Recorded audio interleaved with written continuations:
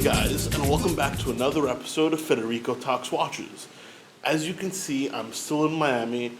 In fact, it's kind of raining. We're getting a little bit of a tropical downpour right now. I don't know if you guys can see it, but it's actually quite beautiful.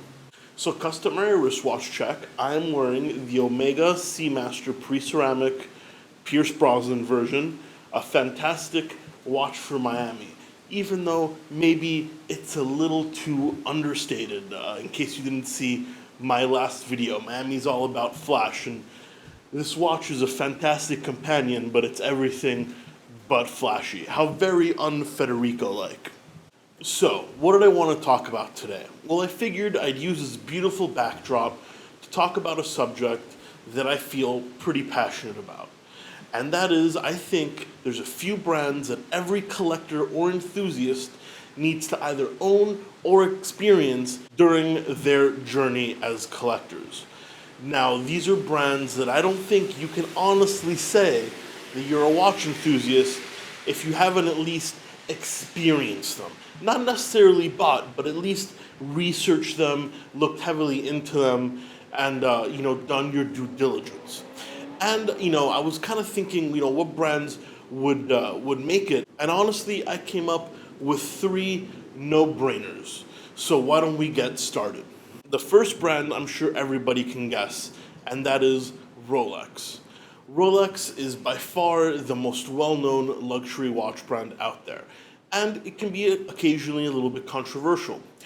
But every collector goes through cycles of Rolex.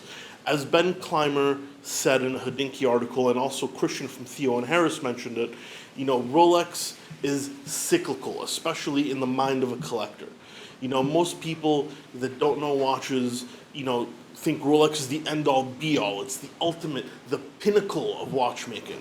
Then people learn a little bit more about watches, and they tend to grow to hate Rolex or resent Rolex. And I know I've certainly gone through that as well. And then you come full circle and you realize that Rolex makes some great watches, but they're far from the end-all, be-all.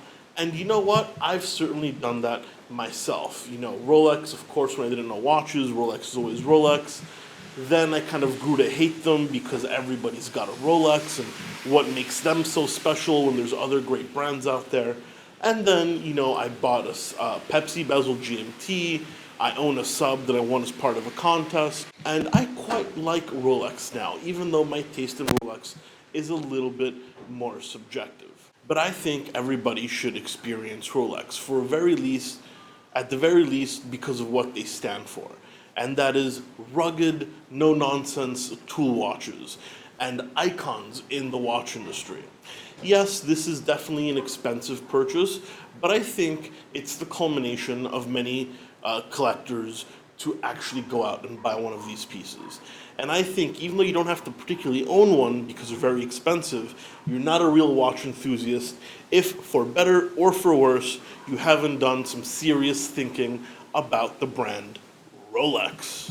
And now my second choice is, very much like my first, but it's got quite a few differences as well. And that is Seiko.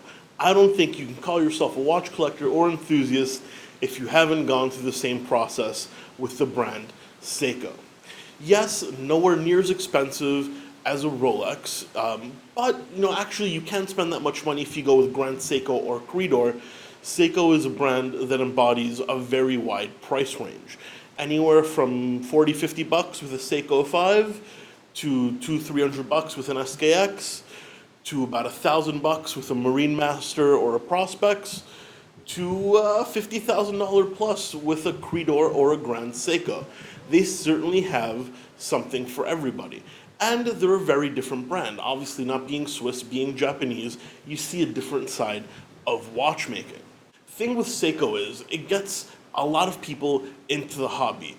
Be it a $50 Seiko 5, which there's nothing wrong with it. I mean, it's a fantastic watch for $50, or be it an SKX, which I own many pieces that are worth up to, 100 times the value of an SKX.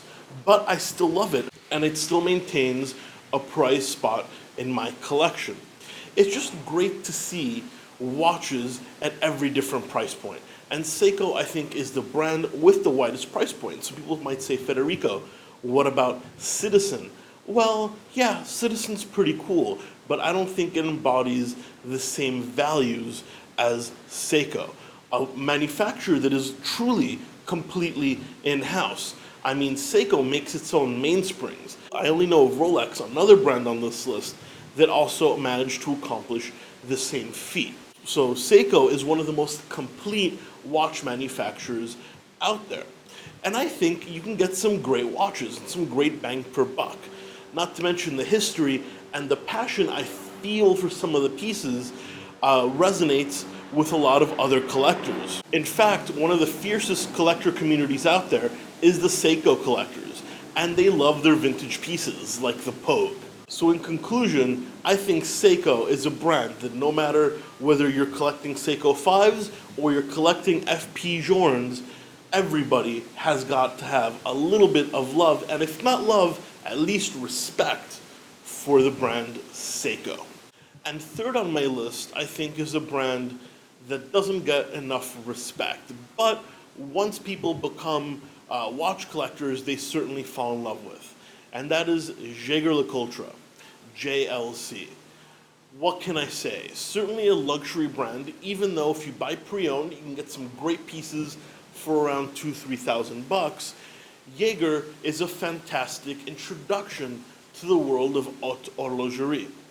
A maker mainly of dress watches and also mostly fully in-house, they've made calibers for their entire history. And I think Jaeger is a great entry into the world of more delicate Swiss watchmaking. Not to say that their movements are delicate, but more to say that their watches are more dress watches, their movements are more decorated. More of an art goes into making a Jaeger than it does into making a Rolex, at least for the most part. Watches like the Jaeger LeCoultre Reverso or the JLC Master Control, some very, very elegant pieces. And if you ask many watchmakers, or at least the watchmakers that I know, Jaeger makes some of the best movements out there, arguably better than Patek Philippe. Not to say that they're decorated as well, but for an in-house dress watch automatic or manual wind movement, Jaeger's architecture is certainly up there. And I think at Jaeger's price point, you get a ton of bang for your buck, especially in the dress watch realm, where you could easily spend $20,000 to $30,000 for a time-only piece. Jaeger is very, very well respected, especially for this fact, the fact that you get a ton of bang per buck, the fact that they've always been in-house, and they're pretty much run independently, even though they are owned by the famed Richemont Group. Jaeger has pretty much stuck to their watchmaking philosophy throughout their whole history. Oh guys, the rain's actually getting pretty bad out here, so I better wrap this up. So, what do you guys think? Do you guys agree that every watch collector or enthusiast should own or at least experience Seiko, Rolex, and JLC? Is there another brand I may have missed? Leave a comment in the comment section below. And guys, take a look at the description of this video so you can get links to my Instagram account and to my Snups account. That way you guys can follow me and get some more watch content even on the days where I'm not uploading. I'm actually going to be back in New York tomorrow night, so I'll be back to my normal office. I hope you guys enjoyed the brief stint in Miami. I like to film when I'm on the road, that way you guys aren't always bored with the same backdrop. Thank you so much for sticking around for another video of Federico Talks Watches. Please don't forget to like and subscribe if you enjoy this video.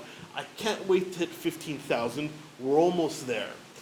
And I'll catch you guys in the next one. Take care.